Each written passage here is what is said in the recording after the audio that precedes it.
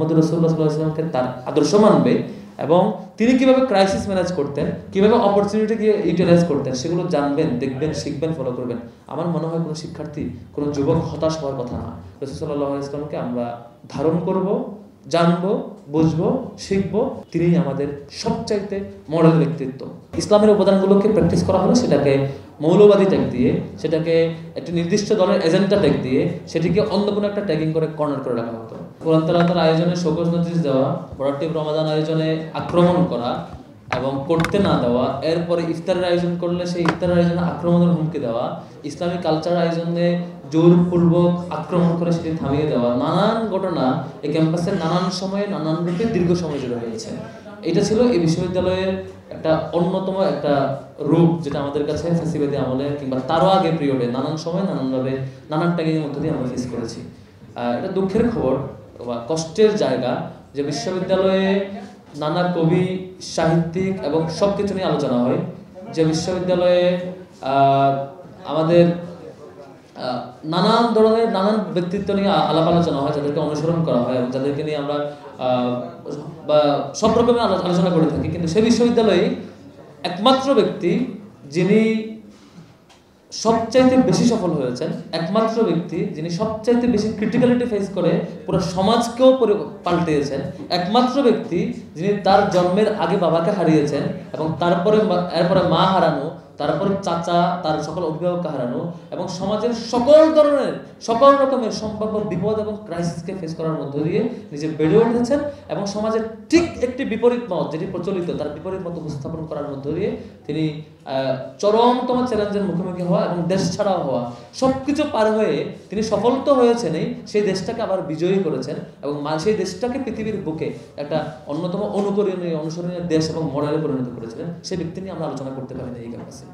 হ্যাঁ, কিছু হতো যে একটা মিলাদ, একটা ছোট আয়োজন, মসজিদের ভিতরে একটা আলোচনা, কিন্তু কালচারালি এবং সেমিনার সিম্পোজিয়ামের মাধ্যমে অন্যান্য উপাদান যেভাবে হাজির রাখা হইতো, ঠিক বিপরীত ইসলামের উপাদানগুলোকে প্র্যাকটিস করা হলো সেটাকে মৌলবাদী ট্যাগ দিয়ে, সেটাকে একটি নির্দিষ্ট দলের এজেন্ডা ট্যাগ দিয়ে, সেটিকে অন্য কোনো একটা ট্যাগিং করে কর্নার করে রাখা হতো। আমরা যেটা গত বছর 24 সালে ফেস করেছি। 24 সালে আপনারা দেখেছেন যে কোরআন তেলাওয়াতের আসর হয়েছে, সেখানে শোকজ নোটিশ দেওয়া হয়েছিল এবং পরবর্তীতে যে কারি, যেই অন্যতম আরেকজন যে কোরআন তেলাওয়াত করেছিল, সেই শিক্ষার্থী বিশ্ববিদ্যালয়ের একটি জায়গায় তারাবি পড়ানোর কথা ছিল। ইফতার সহ বিভিন্ন প্রোগ্রামে তার কোরআন তেলাওয়াতের কারণে শেষ পর্যন্ত ওই বিশ্ববিদ্যালয়ের তৎকালীন ভিসি তাকে সেই তারাবি পড়ার সুযোগ থেকে তাকে বঞ্চিত করে, বলা হয়েছে তুমি এই ধরনের কাজ করছো কেন, তুমি এটা করতে পারবে না। তারাবির সেই অ্যাপয়েন্টেড থেকে সুযোগ থেকে তাকে বাতিল করে দেওয়ার পরবর্তীতে এই ধরনের বহু কেস ঘটেছে। আমরা এই গত বছর ছাত্র শিবিরের জায়গা থেকে চেষ্টা করেছি কিছু আয়োজন করা। গত বছর ডক্টর ইয়াসির কাদি এসেছিলেন, আপনারা দেখেছেন এবছর রমজানের আগে। এবছর রমজানের আগে ইয়াসির কাদিকে নিয়ে এসে আমরা ইন্টারন্যাশনাল সিম্পোজিয়াম করেছিলাম। এটা প্রথমবারের মতো ঢাকা বিশ্ববিদ্যালয় হয়েছে। গত বছর 5 আগস্টের পরে সিরাজ সম্মেলন হয়েছে, সেটিও বিশ্ববিদ্যালয়ের ইতিহাসে প্রথমবারের মতো হয়েছে। টিএসসিতে যেটা হয়েছিল, বিভিন্ন জন আয়োজন করেছে বিভিন্ন প্ল্যাটফর্ম পক্ষ থেকে। তো আজকে আলহামদুলিল্লাহ আমাদের আলোচকবৃন্দ এসেছেন। আমি এটা কত বড় রুমে এই সিরাতের আলোচনা হয়েছে, কত সংখ্যক শিক্ষার্থী উপস্থিত হয়েছে, তার চাইতে আমার কাছে গুরুত্বপূর্ণ হলো ঢাকা বিশ্ববিদ্যালয়ের সিরাতের আলোচনাটা কন্টিনিউয়াসলি হওয়া।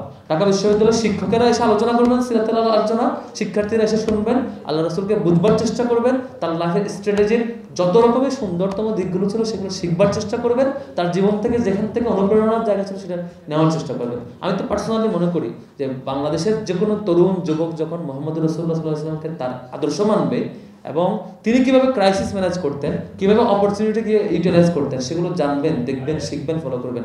আমার মনে হয় কোনো শিক্ষার্থী, কোনো যুবক হতাশ হওয়ার কথা না, কোনো যুবক, কোনো শিক্ষার্থী ব্যর্থ হওয়ার কথা না, কোনো যুবক, কোনো শিক্ষার্থী তার পথ হারানোর কথা না। সে যে ধর্মেরই হোক, যে পথেরই হোক, যে মতেরই হোক, তাই ওনাকে নিয়ে আলোচনা হওয়া দরকার। আজকে আলোচনায় সবাইকে আবারও স্বাগত জানাচ্ছি। আমার উদ্বোধনী কথার মধ্য দিয়ে আবারও সবাইকে আমি আমার আয়োজনের কোনো ভুল ত্রুটি হয়ে থাকলে শাখার সভাপতি হিসেবে সবকিছুর জন্য অগ্রিম ক্ষমা প্রার্থনা করছি এবং রাসূল সাল্লাল্লাহু আলাইহি ওয়াসাল্লামকে আমরা ধারণ করব, জানবো, বুঝবো, শিখবো, রিপিটেডলি শুনবো, এক অপরকে শোনাবো, আবার নিজেদের মধ্যে পর্যালোচনা করবো। দিন শেষে তিনিই আমাদের সবচাইতে মডেল ব্যক্তিত্ব, অনুসরণীয় ব্যক্তিত্ব, অনুকরণীয় ব্যক্তিত্ব এবং অনুপ্রেরণার জায়গা।